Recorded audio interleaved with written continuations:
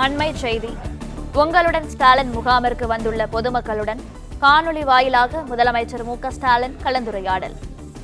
ஸ்ரீபெரும்புதூரில் நடைபெற்ற முகாமில் காணொலியில் கலந்துரையாடி அவர்களது கோரிக்கைகளை முதலமைச்சர் கேட்டறிந்தார். பெறப்படும் மனுக்கள் மீது குறிப்பிட்ட காலத்திற்குள் தொய்வின்றி நடவடிக்கை எடுக்க வேண்டும் என முதலமைச்சர் தெரிவித்துள்ளார்.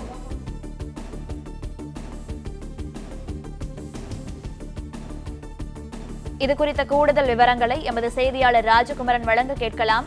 ராஜகுமரன், வணக்கம். இது பற்றிய மேலும் விவரங்கள். முதலமைச்சர் மு.க.ஸ்டாலின் சென்னை அப்போலோ மருத்துவமனையில் மருத்துவ ஓய்வில் இருந்து வரக்கூடிய நிலையிலும் தொடர்ந்து அரசு துறையினுடைய முக்கியமான செயலாளர்களை வரவழைத்து அரசின் திட்டங்கள் தொடர்பான விவரங்களை கேட்டறிந்து வருகின்றார். அந்த வகையில் உங்களுடன் ஸ்டாலின் என்ற திட்டம் நடைமுறைப்படுத்தியிருக்கின்றது. அண்மையில் சிதம்பரத்திலே முதலமைச்சர் அந்த உங்களுடன் ஸ்டாலின் என்கின்ற முகாம்களை தொடங்கி வைத்தார்.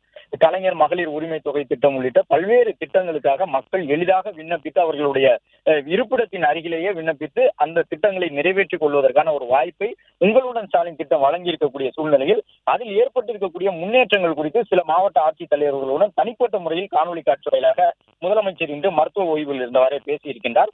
அதன்படி கன்னியாகுமரி, காஞ்சிபுரம், கோயம்புத்தூர் ஆகிய மாவட்ட ஆட்சித் தலைவர்களுடன் அந்தந்த மாவட்டங்களில் உங்களுடன் ஸ்டாலின் திட்டத்தில் எத்தனை முகாம்களை நடத்தி இருக்கின்றீர்கள், எத்தனை மனுக்களை பெற்றிருக்கின்றீர்கள் என்பது உள்ளிட்ட விவரங்களை கேட்டறிந்த முதலமைச்சர் காணொலி காட்சி வாயிலாக அந்த மாவட்டங்களின் ஆட்சித் தலைவர்களுக்கு மக்களுக்கு 45 நாட்களுக்குள் அந்த திட்டங்களை நிறைவேற்றி கொடுப்பதற்கான ஒப்புதலை வழங்க வேண்டும். உங்களுடன் ஸ்டாலின் திட்டத்திலே எந்த திட்டத்திற்கு விண்ணப்பித்தாலும் 45 நாட்களுக்குள் அந்த திட்டத்தின் நிலவரம் குறித்த விவரங்கள் எல்லாம் மக்களுக்கு தெரிவிக்க வேண்டும். எனவே அதுபோன்று உடனுக்குடன் அந்த திட்டங்களை எல்லாம் நிறைவேற்றி கொடுக்க வேண்டும். உங்களுடன் ஸ்டாலின் முகாம்களுக்கு வந்து மனு கொடுக்கக்கூடிய மக்களுக்கு உடனடியாக அந்த திட்டங்களை நிறைவேற்றுவதற்கான நடவடிக்கை எடுக்க வேண்டும் என்ற அறிவுறுத்தலை வழங்கியிருக்கின்றார்.